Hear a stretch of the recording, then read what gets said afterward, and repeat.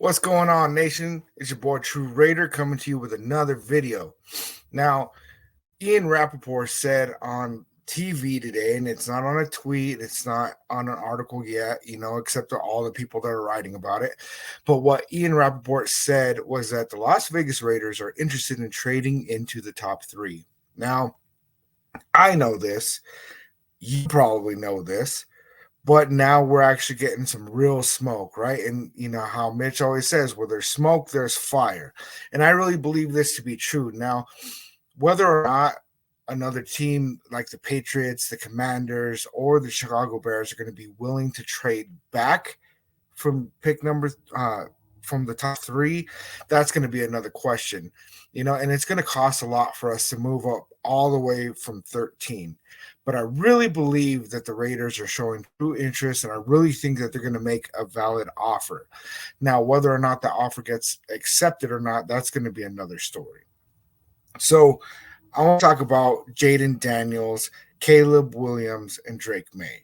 Now, I don't really think that the Las Vegas Raiders have a whole lot of interest in Drake May at all, even though he'd be a good pick. It's pretty obvious that the Raiders are very interested in Jaden Daniels. And, there's a lot of people out there that are just, banging on the desk, just screaming, go get Caleb Williams. And I don't think that's a good pick for the Las Vegas Raiders. Now, is Caleb Williams a good player? Yes. Is he probably going to go number one? Yes. Although I'd kind of like to see him not go number one. I don't want to trade what it's going to take to get to number one. But man, it would actually make me happy to see the Raiders trade up to number one and then take Jaden Daniels, right? Just to kind of rub it in his face, right? But I don't think that that's going to be the case, and I don't want to see the trade compensation go out the door to go get Jaden Daniels at number one. What I'd really love to see is us get him at number two or number three.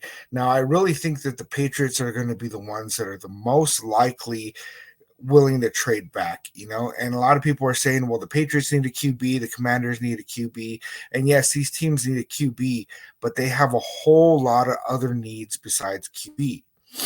Another thing that I was getting told, I got a friend that's a Giants fan, and he's like, yeah, we're going to move up and we're going to go get Jaden Daniels.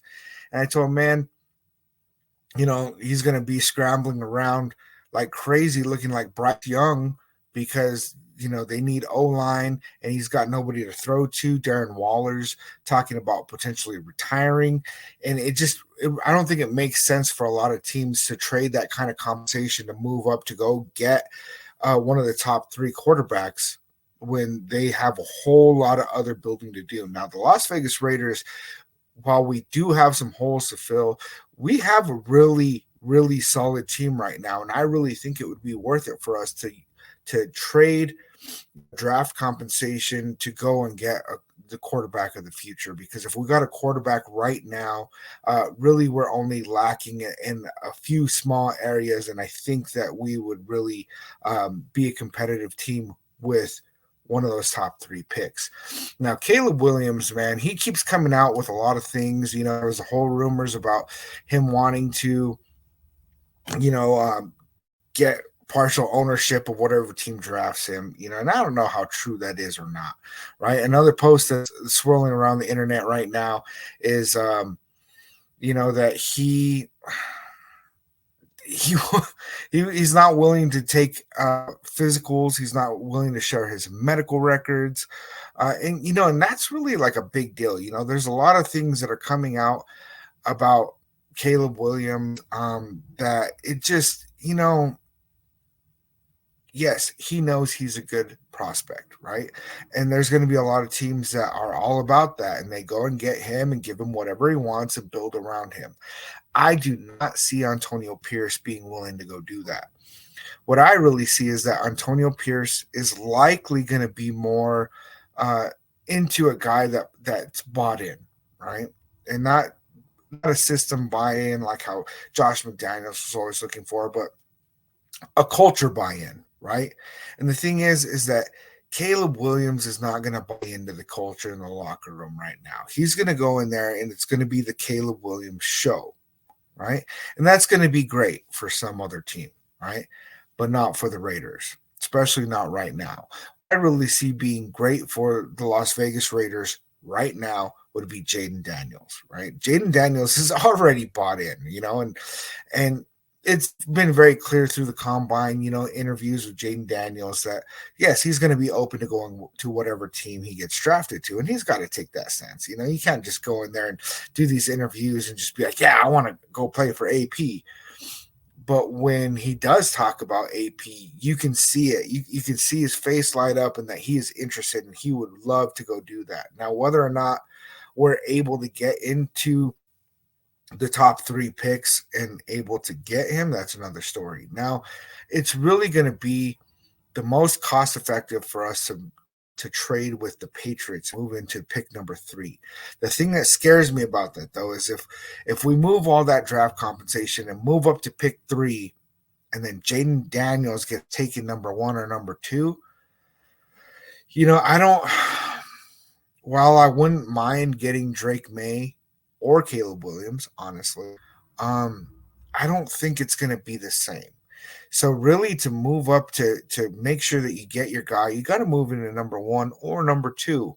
And I don't know if the Commanders are really going to be willing to trade out of that number 2 spot. They got a lot of holes to fill. They got a lot of building to do, but they might be thinking, when's the next time we're going to draft this high?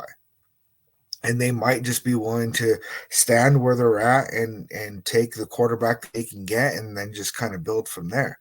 But really, I mean, all 3 of the teams in the top 3, they have a lot of building to do. And I really think that it would be a bad decision on their part to not just go ahead and do the other building that they need to do, get extra draft picks and pick up a lot of players in high rounds and really build something that way when they do get a quarterback, that they're really able to put that quarterback in a position to succeed.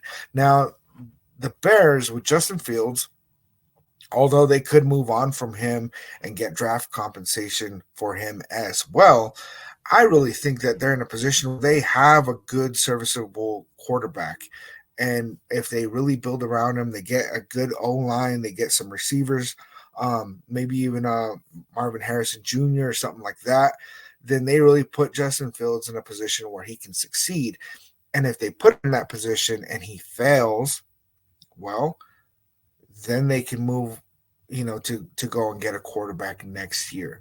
And I really think that they're going to take this coming season and really just see what they have in Justin Fields with some added talent. And he still is on his rookie deal, and they'll still have time to go and get another quarterback. And a couple of the other quarterbacks keep popping up in different conversations. And I really, I like Michael Penix Jr., but he's really been injury prone, and who knows what's even going to go down with his physical. And, there's a couple of the other guys, JJ McCarthy, Bo Nix, and I don't really think that any of those guys are really a good fit for the Las Vegas Raiders right now. Probably Michael Penix Jr. being the my favorite out of all of those. But what I really think is that Jaden Daniels is a good quarterback. He's a good fit for the locker room, and he already has a relationship with AP. And I really think that it would be a bad move for us to not just put anything that we have to on the table to go out there and get our guy, and that's Jaden Daniels. Let me know what you guys think in the comment section. Like, subscribe. See you guys on the next one.